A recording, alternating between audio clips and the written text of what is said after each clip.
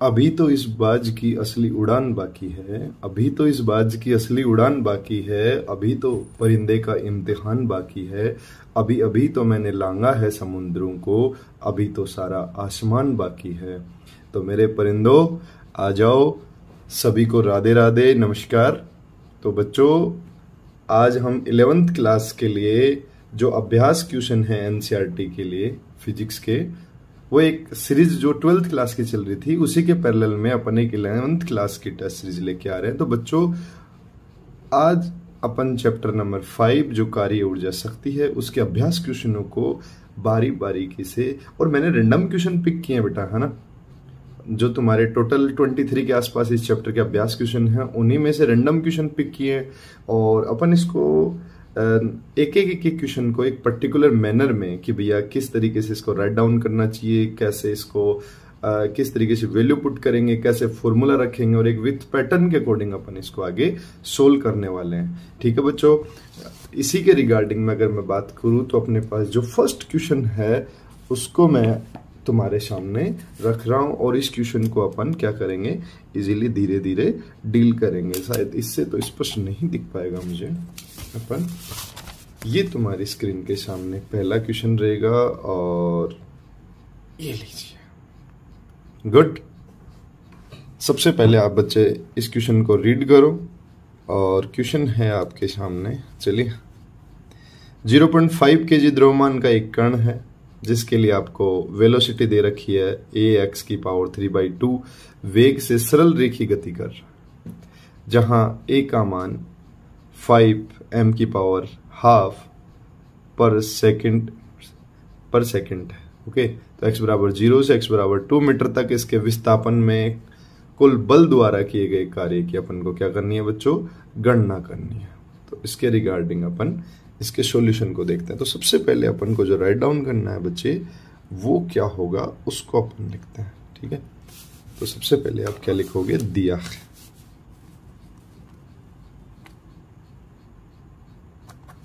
अपन को क्या करना है, इसमें दिया हुआ पार्ट क्या, द्रव्यमान m बराबर 0.5 kg। ओके, कण का वेग,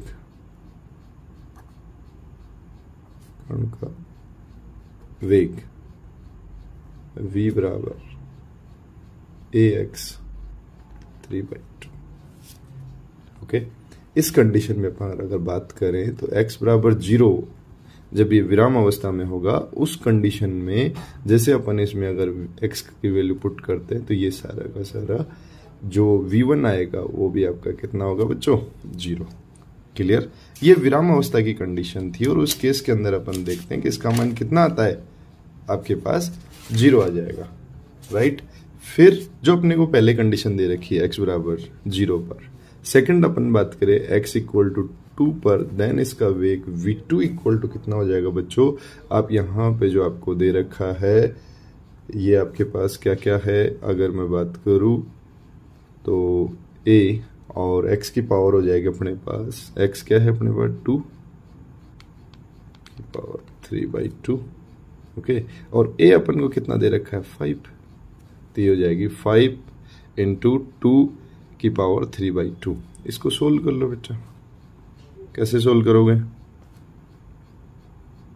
ठीक है, या फिर इसको अभी ऐसे ही रहने दो रैंडम, क्योंकि 1.5 पावर है। अब अपन क्या करेंगे, अपने पास देखो क्लियरली जब विराम की कंडीशन में था तब भी अपने पास वेलोसिटी थी, और v2 की बात करें प्रारंभिक और अंतिम दोनों अपन को दे रखी हैं। तो एक बात तो क्लियर है, कार्य ऊर्जा पर में से कि किया गया कार्य ना वो गतिज ऊर्जा में परिवर्तन के बराबर होगा। तो यहां पे राइट डाउन कर दो,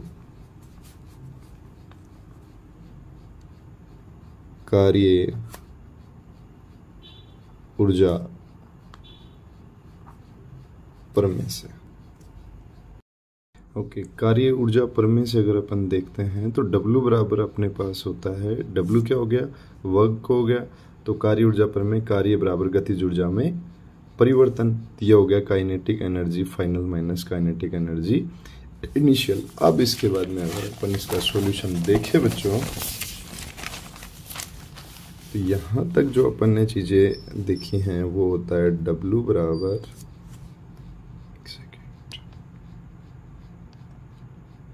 यहाँ से इसको क्लियर कर लो। W बराबर क्या होता है, kinetic energy final minus kinetic energy initial. Clear. तो ये हो जाएगा हाफ एम वी फाइनल का square minus half m v initial का स्क्वायर। इन दोनों में से हाफ एम कॉमन ले लो, ये हो जाएगा आपका वी एफ का final minus v initial square. ये अपने पास में आ जाएगा हाफ एम क्या है बच्चों 0.5, और ये आपके पास बन जाएगा 5 टू की पावर 3/2 का होल स्क्वायर माइनस, यही आया था ना अपने पास में। क्लियर। इसको आप कैसे राउंड डाउन कर लोगे, 2 इंटू 0.5 इंटू ये अपने पास हो जाएगा, इसका स्क्वायर करेंगे तो हो जाएगा 25, और ये देखो पावर से पावर कैंसिल हो जाएगी तो ये बन जाएगी 2 की पावर 3, और ये 0 हो जाएगा तो ये कैंसिल आउट हो जाएगा। क्लियर। अब देखो ये 3 पावर है, ये 1 पावर है, तो ये जाएगा। तो सबसे पहले तो आप ये देखो 0.5 इंटू 25 इंटू ये पावर अगर कैंसिल होती है 2 की पावर 2 बोले तो 4 हो गई।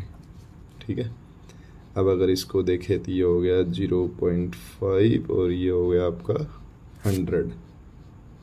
क्लियर। ये आपका कितना हो जाएगा 100, और इससे ये आ जाएगा आपका 50 जूल, क्योंकि आपके पास डेसिमल था, उसका एक पॉइंट जो पॉइंट है उसको अपन ने क्या कर लिया वहाँ से, अगर इस पॉइंट डेसिमल का एक पॉइंट कैंसिल आउट करते आपके पास 50 जूल आ गया। ठीक है। तो ये फर्स्ट क्वेश्चन का आपके पास सॉल्यूशन आ गया, वो भी स्टेप टू स्टेप। क्लियर।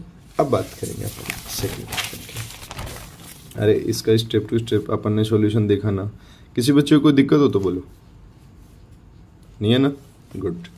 अब अपन बात करते हैं नेक्स्ट सेकंड क्वेश्चन की।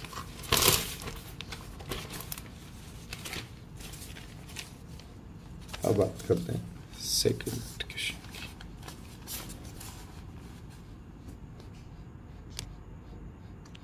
आ जाओ सेकंड क्वेश्चन पे, रीड करो इसको।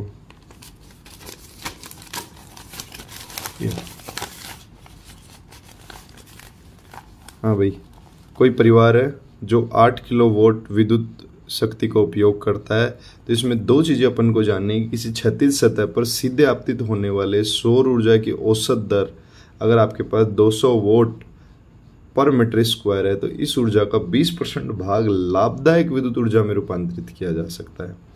तो 8 किलोवाट की विद्युत आपूर्ति के लिए कितने क्षेत्र की आवश्यकता होगी, सबसे पहली बात। दूसरी बात, इस क्षेत्रफल की तुलना में किसी विशिष्ट भवन की छत के क्षेत्रफल से कीजिए, कोई भी रैंडम आप ले लीजिए और उससे कीजिए। तो इसके लिए सबसे पहले वही काम करना है अपन को, अपन को क्या कर रखा है, दिया क्या, वही काम करना है। तो सबसे पहले अपन को दिया है, क्या दिया है भाई, तुम्हें शक्ति दे रखी है P बराबर कितनी शक्ति गिवन है आपको, 8 किलोवाट। इसको सबसे पहले वोट में चेंज करोगे तो ये बन जाएगा 8000 वोट। क्लियर। सौर ऊर्जा की औसत दर दे रखी है आपको, सौर ऊर्जा की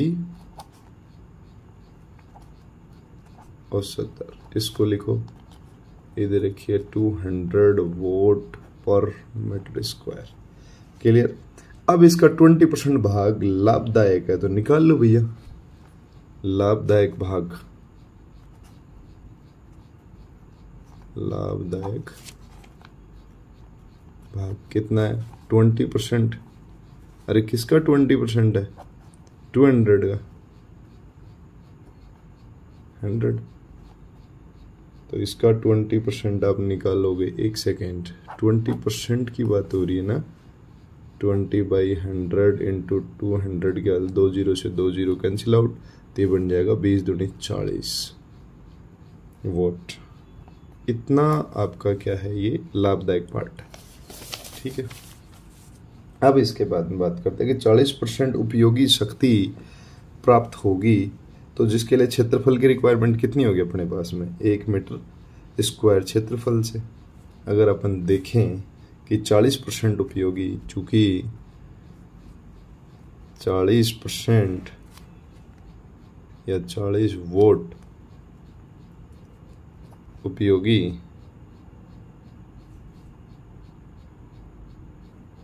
40% उपयोगी शक्ति प्राप्त होगी। कितने में होगी भैया? 1 मीटर स्क्वायर क्षेत्रफल से। क्लियर? ये पता लग गया। अगर लाभदायक की बात करें तो 1 वोट शक्ति कितने में प्राप्त होगी? 1 वोट शक्ति प्राप्त होगी। और 40 वोट उपयोगी जो शक्ति है वो प्राप्त हो रही है आपके किससे? 1 मीटर स्क्वायर से। तो 1 वोट के लिए कितनी हो जाएगी? 1/40 मीटर स्क्वायर क्षेत्रफल से। तो 8000 आपको कितनी करनी है? 8000 से। तो 8000 वोट शक्ति, 8000 वोट शक्ति प्राप्त होगी। ये कितने से होगी भैया? ये हो जाएगी आपका 1/40 इंटू 8000 मीटर स्क्वायर से। तो इसको ले लो, 1 0 से 1 0 कैंसिल आउट, 4 से काटो कितने हो जाएगा? 200 मीटर स्क्वायर क्षेत्रफल से। क्लियर? फिर से देखो इस क्वेश्चन को एक बार, चीजें स्पष्ट रूप से समझ में आ जाएंगी। ये क्या कह रहा है? कोई परिवार है जिसको 8 किलोवाट विद्युत शक्ति का उपयोग करना है, या वो कर रहा है अभी, ठीक है। किसी क्षैतिज सतह पर सीधे आपतित होने वाले सौर ऊर्जा की औसत दर 200 वोट पर मीटर स्क्वायर है, तो इस ऊर्जा का 20% भाग लाभदायक विद्युत ऊर्जा में रूपांतरित हो रहा है, किया जा सकता है। तो 8 किलो वोट की विद्युत आपूर्ति के लिए कितने क्षेत्रफल की आवश्यकता होगी? सबसे पहले तो 1 वोल्ट के लिए निकालोगे ना, 1 वोट में कितनी होगी? तो आपको क्या दे रखा है? शक्ति दे रखी है 8 किलो वोट, तो इसको 8000 वोट में चेंज किया। फिर सौर ऊर्जा की औसत दर दे रखी है आपको 200 वोट पर मीटर स्क्वायर, तो इसका लाभदायक पार्ट कितना है? 20%। क्वेश्चन में आपको स्पष्ट रूप से मेंशन कर रखा है, ठीक है। तो इसका 20% पार्ट निकाला आपने, कितना आया? वो 40%। अब अगर इसके मैं बात करता हूं कि 40% उपयोगी शक्ति प्राप्त होती है 1 मीटर स्क्वायर क्षेत्रफल से, तो 1 वोट शक्ति कितने से होगी? 1/40 मीटर स्क्वायर से। तो फिर 8000 वोट शक्ति किससे होगी? इससे इसको मल्टीपल कर दो, तो ये हो जाएगा 200 मीटर स्क्वायर क्षेत्रफल से। क्लियर? यहां तक किसी को बच्चे को कोई दिक्कत है? नहीं है। अब अगर इसके सेकंड पार्ट की बात करें, पार्ट है इसका बी, वो क्या कह रहा है? फिर से देखो, इस क्षेत्रफल की तुलना में किसी विशिष्ट भवन की छत के क्षेत्रफल से कीजिए। कर लो। इसके लिए लगभग आप ऐसे लेके आओ कि जिसका एरिया कितना बने? टोटल एरिया 200 मीटर स्क्वायर क्षेत्रफल का बने। तो अगर अपन देखते हैं कि ऐसा लेंथ और विड्थ में क्या करेंगे, इसके प्राइम फैक्टर कर लो। जब आप इसके प्राइम फैक्टर करते हो नॉर्मली, तो आपको पता लगता है कि इसके लिए लगभग क्या बोलोगे यहां पे? प्राइम फैक्टर करने पर हम पाते हैं कि लंबाई 15 मीटर एंड चौड़ाई 14 मीटर, मतलब 15 मीटर गुना 14 metre equal to 200 metre square क्षेत्र के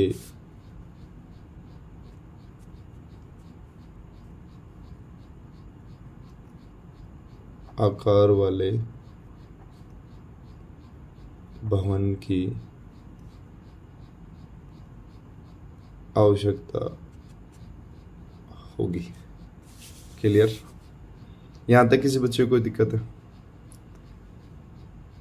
ये बात मेंशन हो गई ना? ठीक है, दोनों क्वेश्चन हो गए। अब बात करते हैं थर्ड क्वेश्चन की। आ जाओ भाई थर्ड क्वेश्चन पे। कोई व्यक्ति वजन कम करने के लिए 10 kg द्रव्यमान को 0.5 मीटर की ऊंचाई तक 100 बार उठाता है। और ये काम किसको करना चाहिए? अपनी क्लास में सबसे ज्यादा मोटा आदमी कौन है? जो मोटा, सबसे मोटा हो, वो कौन है? कुलदीप? नहीं नहीं नहीं नहीं, नहीं। वो तो बहुत, अरे अरे नहीं, नहीं। अपनी क्लास में, हाँ, अयान। इसी अयान को, इसी का वेट कम करते हैं ना, तो ये क्या करेगा, 10 केजी द्रव्यमान का एक भार ले लिया और 0.5 मीटर की ऊंचाई तक ये 1000 बार उठाता है उसको। ठीक है, तो मान लीजिए कि प्रत्येक बार द्रव्यमान को नीचे लाने में खोई ऊर्जा जो क्षयित होती है वो क्या होती है, उसमें एनर्जी का तो लॉस होगा ना। तो अब इसमें क्या पूछ रहा है, ये पूछ रहा है गुरुत्वाकर्षण बल के विरुद्ध कितना कार्य करता है अगर वो उसको उठाता है तो। ठीक है, तो आपको क्या क्या दे दिया बच्चे इसमें? सबसे पहले द्रव्यमान दे दिया, तो राइट डाउन कर लो। क्या कर लोगे? राइट डाउन करोगे। कैसे करने वाले हो? ये लो। ओहो, आपके तो भाई साहब ही गिर गए। ये लो, द्रव्यमान कितना है? 10 केजी। ऊंचाई कितनी है? 0.5 मीटर। और कितने टाइम्स की बात हो रही है? 1000 टाइम्स। 1000। तो किया गया कार्य कितना हो जाएगा? देखो, जो कार्य किया जाएगा ना वो उसकी स्थितिज ऊर्जा के रूप में संचित होगा। ये इस बात से आप भली भांति परिचित हो कि नहीं हो? तो सबसे पहले W बराबर क्या हो जाएगा? mgh। एक बार में इतनी ऊर्जा, तो जितनी बढ़ जाएगा मतलब n टाइम्स हो जाएगी। क्लियर? तो W बराबर कितना हो जाएगा? n कितना है बच्चे?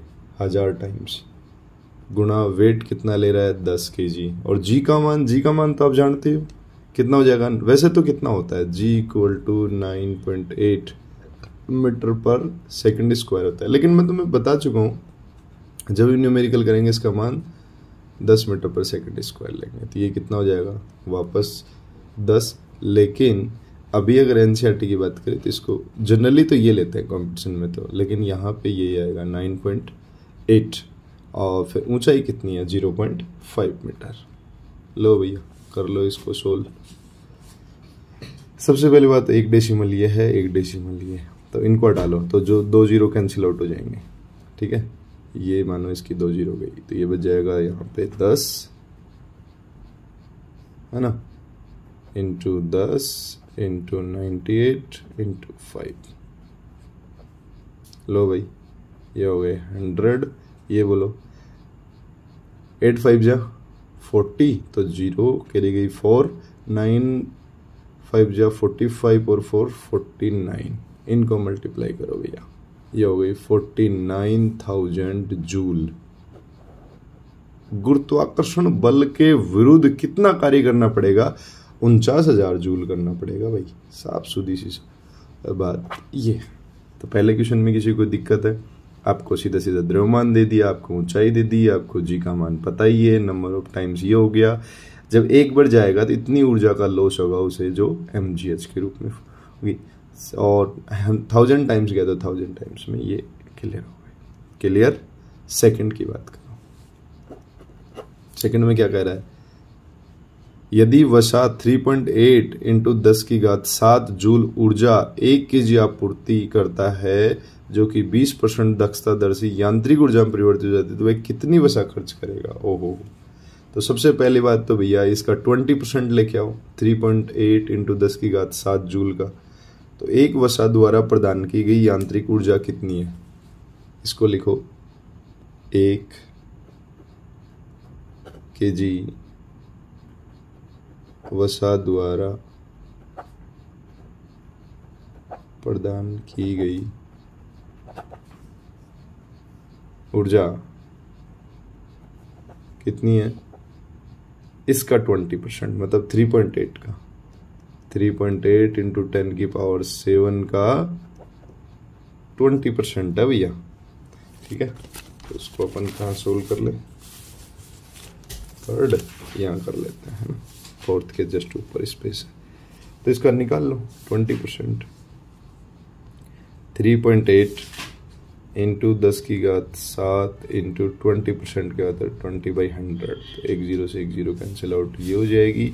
इधर इसको करोगे तो ये जाएगी आपके पास में कितना हो जाएगा, ये हो जाएगा 2 से इसको काट दो तो ये हो गया 5, तो ये बन जाएगी आपके पास में 3.8 इंटू 10⁻7/5 जूल।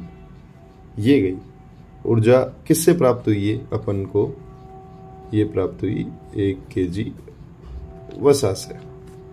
ठीक है, तो भैया 49,000 जूल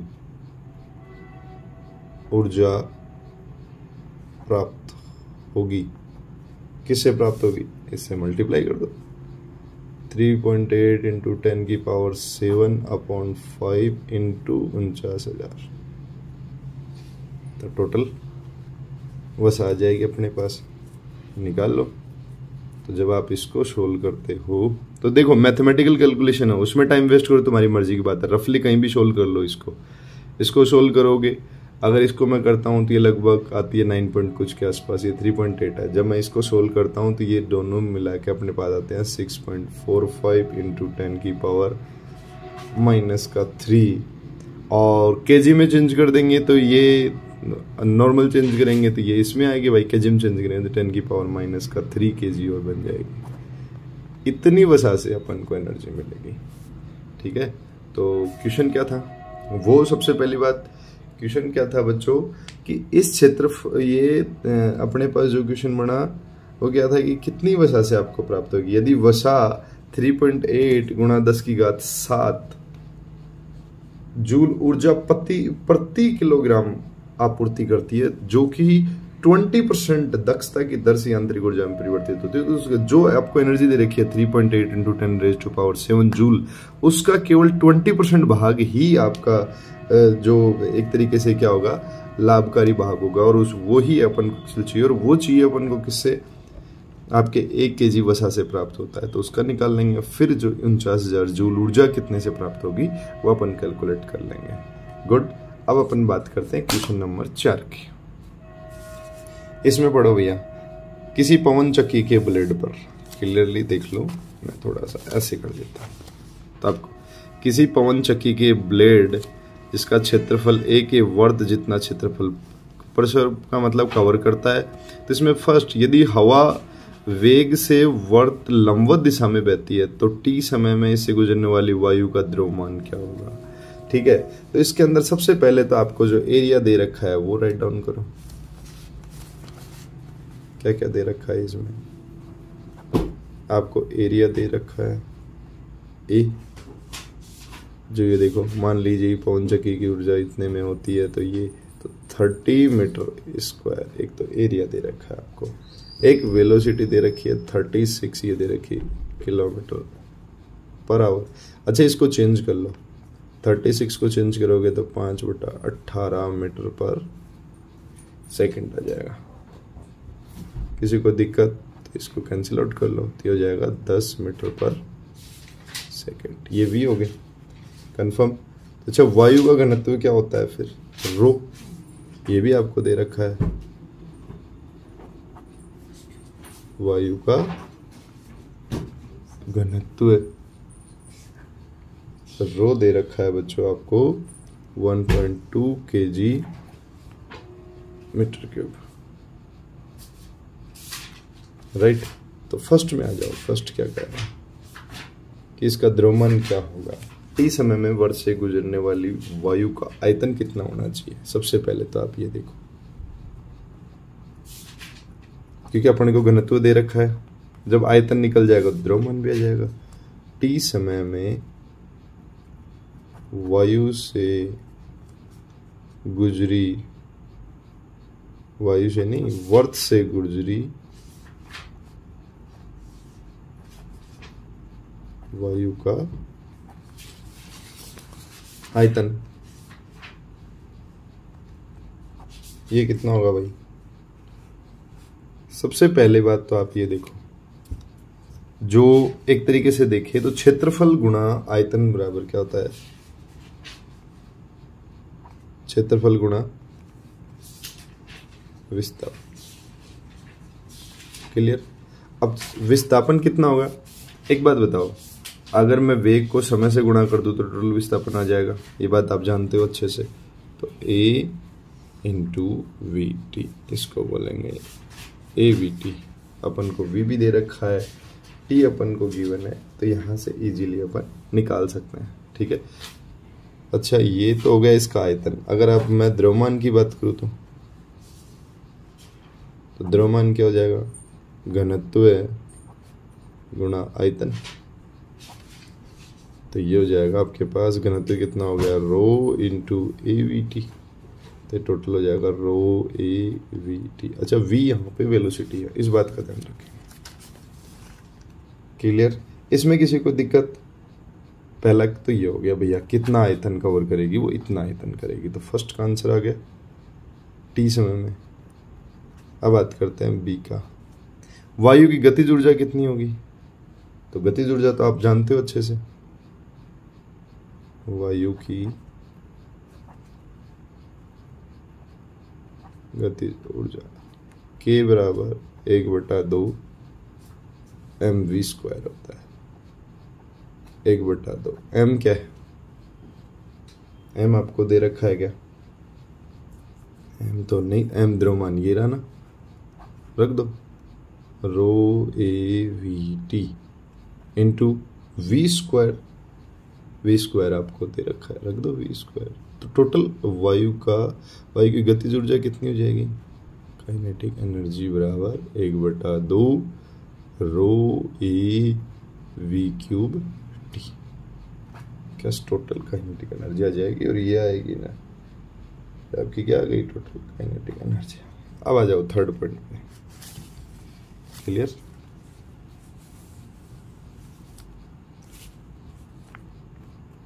थर्ड वाला पोर्शन पढ़ो भाई पहले। सबसे पहले मान लीजिए कि पवन चक्की हवा की 25% ऊर्जा को विद्युत ऊर्जा में रूपांतरित कर देती है। तो हवा की 25% ऊर्जा, यदि A बराबर 30 मीटर स्क्वायर दे रखा और ये दे रखा है, तो उत्पन्न विद्युत शक्ति क्या होगी भैया, कार्य करने की दर, अर्थात ऊर्जा कार्य करने की दर, मतलब कार्य किसमें संचित हो रहा है, ऊर्जा के रूप में, तो E/T।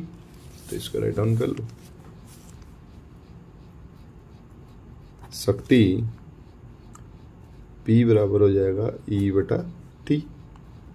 तो E क्या है, और उसका भी कितना परसेंट, 25%। तो टोटल ऊर्जा का भी 25% हो गया, 25/1000 इंटू E आपको कितना दे रखा है, जो आपके पास गतिज ऊर्जा है वही तो E आएगी, 1/2 रो E वी क्यूब टी।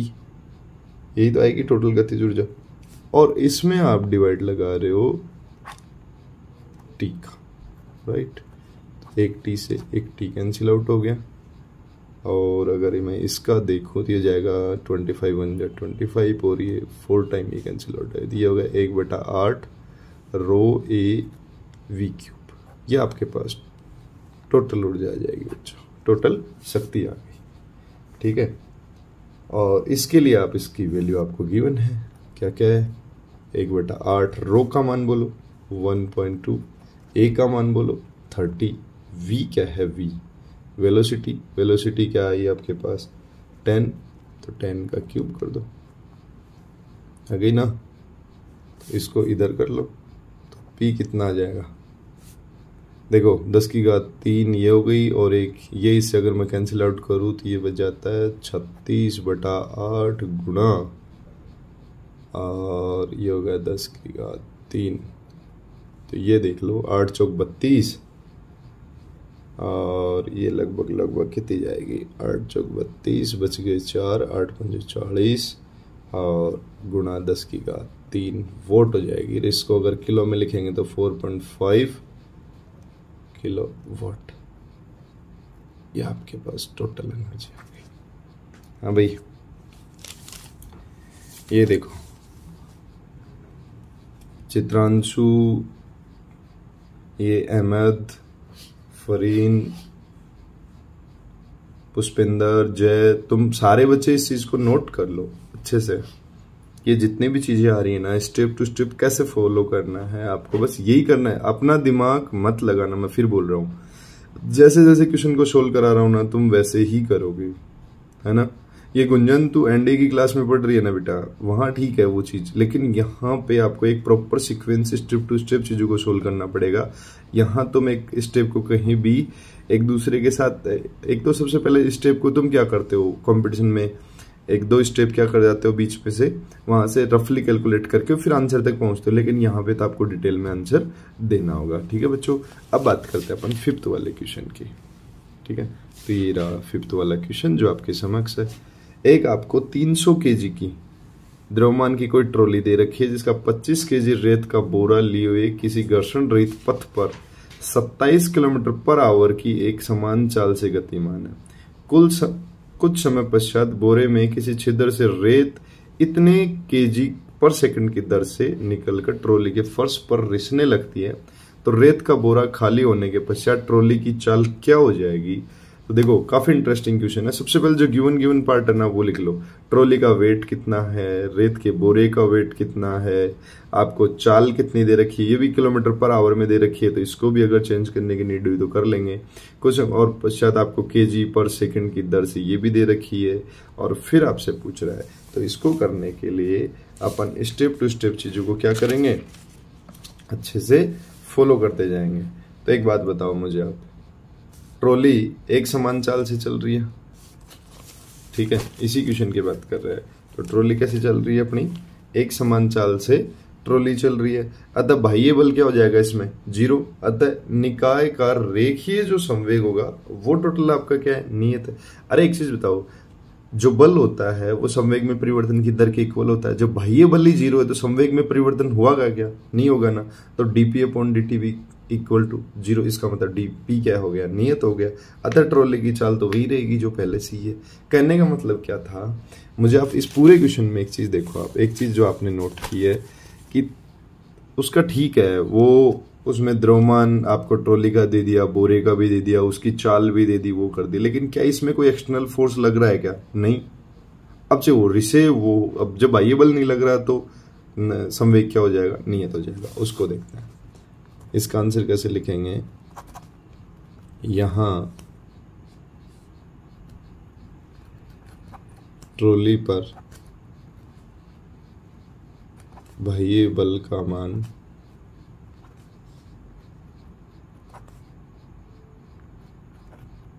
शून्य है,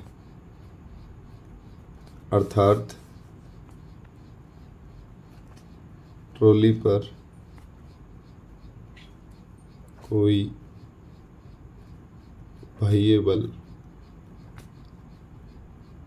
कार्य नहीं कर रहा। अतः न्यूटन की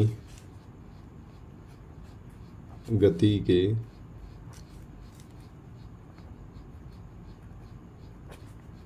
द्वितीय नियम से, आप क्या जानते हो बच्चों, F किसके प्रोपोर्शनल होता है, संवेग में परिवर्तन के, तो मतलब dp/dt।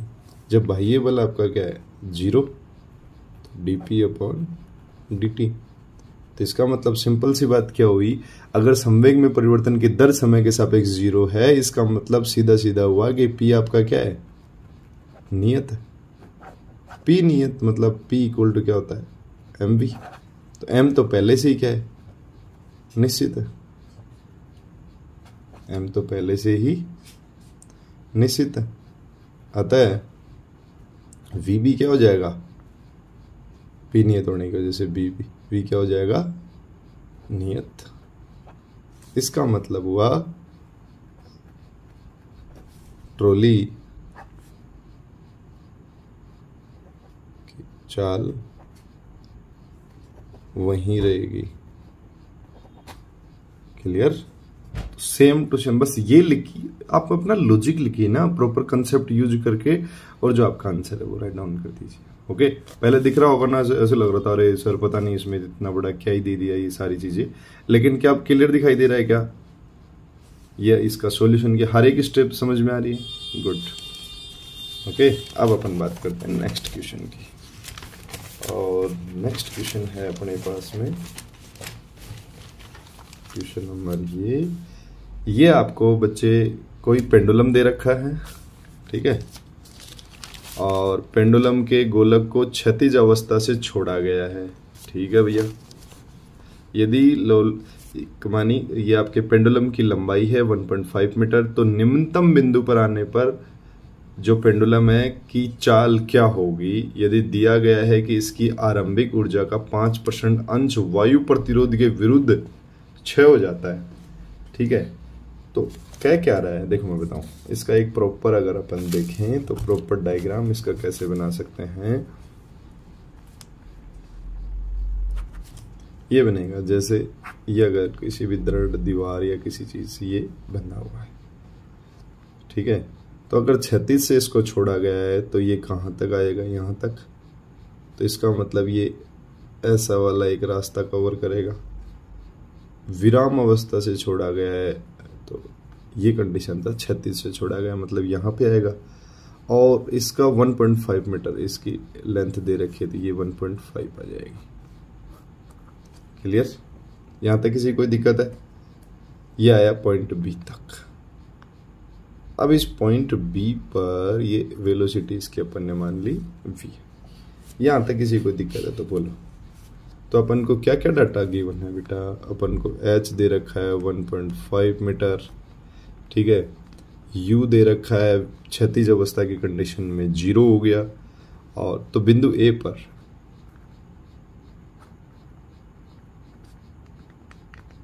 गोलक की कुल ऊर्जा,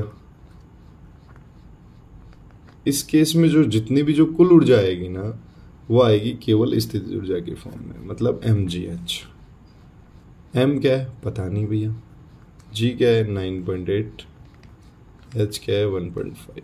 सबको मल्टीप्लाई करो। अगर इनको मल्टीप्लाई करते हैं अपन तो 15 8 जा 120, तो 0 कैरी लगी 12, 15 9 जा एड, ये आपका जाएगा 135, 35 और 12 147, तो ये लगभग जाएगा 14.7 और मिल, ये आपके पास जूल। और जैसे कि डेसिमल में दे रखा है तो ये लगभग ओके, ठीक है, जूल के अंदर ये कन्वर्ट हो गया। अब इसका भी कितना 5% तो क्या हो जाता है, इसका क्षय हो गया, मतलब 5% तो लॉस हो गई। तो बचा कितना, शेष ऊर्जा कितनी बच जाएगी। अब इसमें दे रखा है 5% ऊर्जा, 5% ऊर्जा आपकी क्या हो जाती है,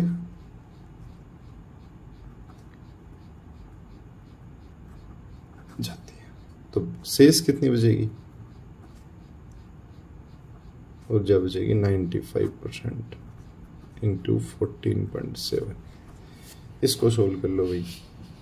इसको जब आप सोल्व करते हैं तो ये आपके पास में आएगी, हाँ ये इतनी ऊर्जा आ गई।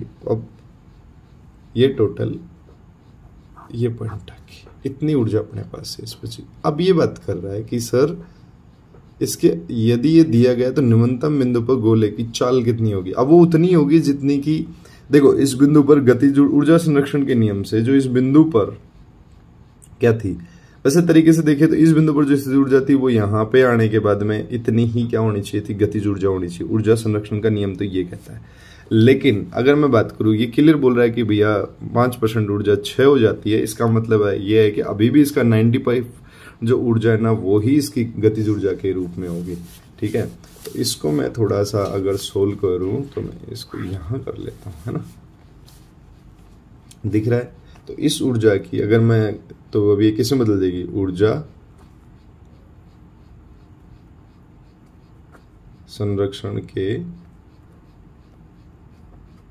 नियम से। तो ऊर्जा संरक्षण के नियम से जाओगे तो ये जो पहले की गति, ये ऊर्जा क्षय होने के बाद में जो ऊर्जा बची थी ये वाली, ये ही इसकी क्या हो जाएगी, गतिज ऊर्जा हो जाएगी, ठीक है। तो इन दोनों को आप क्या रख लो, इक्वल रख लो। तो ये आपके पास में बनेगा 1/2 mv² ठीक है। और ये एम क्या था, एम ये इधर वाला एम था ना, तो इसको ऐसे लिख लिया एम जे, ठीक। तो इधर ये क्या हो गई आपके पास, ये इधर भी आएगा तो ये एम तो फिर इंटू एम, ठीक है। यही एम फिर ऐसे कैसे इसमें आप पुट कर दो तो ये बच जाएगी 95/100 इंटू 14.7 इंटू एम। तो क्या एम से एम को कैंसिल आउट कर दे सबसे पहले, तो कर दिया जी। अब इन सबको इधर भेज दो तो हो जाएगा 95 इंटू 14.7 इंटू 2/100 का रूट। ऐसे करके आपके पास ये टोटल उड़ जाएगी। इन सबको आप जब सोल्व करोगे तो ये ऑलमोस्ट आपके पास आएगी बच्चे 5.285 मीटर पर सेकेंड। क्लियर? ये आपके पास में टोटल क्या आ जाएगी, एनर्जी आ जाएगी। यहां तक किसी बच्चे को डाउट हो तो बोलो। अरे एक बात बताओ, जब ये बोल रहा था जब बिंदु किस पे था, ये जब बिंदु ए पर था, मेरी बात सुनो वापस फिगर में आओ। जब ये बिंदु ए पर था तब इसके अंदर क्षैतिज की स्थिति थी तो प्रारंभिक वेग इसका 0 हो गया, और यहाँ पे जितनी भी एनर्जी थी वो इसकी स्थितिज ऊर्जा के रूप में संचित हो रखी थी। तो स्थितिज ऊर्जा क्या होती है, mgh। एम अपन को पता नहीं है भैया, इसमें गिवन नहीं है, तो g का मान 9.8 हो गया और h अपन को 1.5 इसकी लेंथ दे रखी है। तो अपन ने कुल एनर्जी जो निकाली अपने पास में वो आ गई 14, इन दोनों को मल्टीप्लाई किया तो ये आया 14.7, और m ये ऐसे कैसे हो गया, और ये जूल हो गया। अब इसमें से बोल रहा है कि बिंदु बी तक आते आते इसकी 5% ऊर्जा क्षय हो जाती है, तो शेष ऊर्जा कितनी होगी भाई, 95% हो जाएगी। तो 95 इंटू 14.7 मीटर ये ऊर्जा होगी। यही ऊर्जा संरक्षण के नियम से यही इसकी गतिज ऊर्जा में कन्वर्ट होगी बी पॉइंट पे। तो अपन ने ले लिया भाई 1/2 mv² इक्वल टू 95/100 इंटू 14.7, और ये आपके चली जाएगी m में, तो m से m कैंसिल आउट हो गया, तो v² बराबर ये इन सब का। अब इन सबको सोल्व करते हैं तो अपने पास आता है 5.285 मीटर पर सेकेंड। और वीडियो काफी लंबा चला जाएगा, चलो एक क्वेश्चन और देखते हैं ना, उसके बाद में फिर अपन बाकियों को सेकंड पार्ट में कन्वर्ट कर लेंगे, पार्ट के अंदर चेक कर लेंगे। तो सबसे पहले अगर बात करते हैं कि फिर एक नेक्स्ट फिर पेंडुलम से रिलेटेड क्वेश्चन है कि आपके पास कोई पेंडुलम का गोलक ए को जो ऊर्ध्वाधर से 30 डिग्री का कोण बनाता है, छोड़े जाने पर मेज पर विराम अवस्था में रखे दूसरे गोलक बी से टकराता है, जैसा कि आपको इस चित्र में दे रखा है। यहां से अगर इसको मैं बात करूं, इस पॉइंट से अगर यहां से इसको छोड़ते हो तो ये यहां पे रखा हुआ बी जो गोला है इससे ये क्या कराएगा, टकराएगा, जैसा कि इस चित्र के अंदर दर्शाया गया है। तो टकराने पर ज्ञात कीजिए कि संगठे के पश्चात गोलक एक कितना ऊंचा उठेगा, और गोलकों के आकार की उपेक्षा कीजिए और मान ये कि संगठे प्रत्यास्थ है। तो बच्चों ये यहाँ तक के जो क्वेश्चन थे ना, इससे पहले वाले यहाँ तक के ये सारे टॉपिक मैं आपको पढ़ा चुका हूँ। ये वाला जो क्वेश्चन है ये आपका संगठे का है, तो इसको अपन कल क्लास में पहले पढ़ेंगे कि टक्कर, संगठे मानी टक्कर क्या होती है, और फिर टक्कर कितने प्रकार की होती है, प्रत्यास्थ है, प्रत्यास्थ, पूर्ण प्रत्यास्थ टक्कर होती है, वो पढ़ के फिर उसकी जो प्रॉपर एक डेरिवेशन और लॉजिक को ध्यान में रखते हुए फिर इस क्वेश्चन को अपन नेक्स्ट जब कंप्लीट कर लेंगे उसके साथ में करेंगे। ठीक है बच्चे, तो ये था आपका जो मेजर और मेन पोर्शन था वो। ठीक है, अरे चीजें समझ में आई ना? सबसे पहले तो तुम मुझे ये बताओ। अब इसी सीक्वेंस और पैटर्न के बेस पर अपन अब आगे की सारी चीजें करेंगे। ओके, बाय बाय बच्चों, गुड नाइट।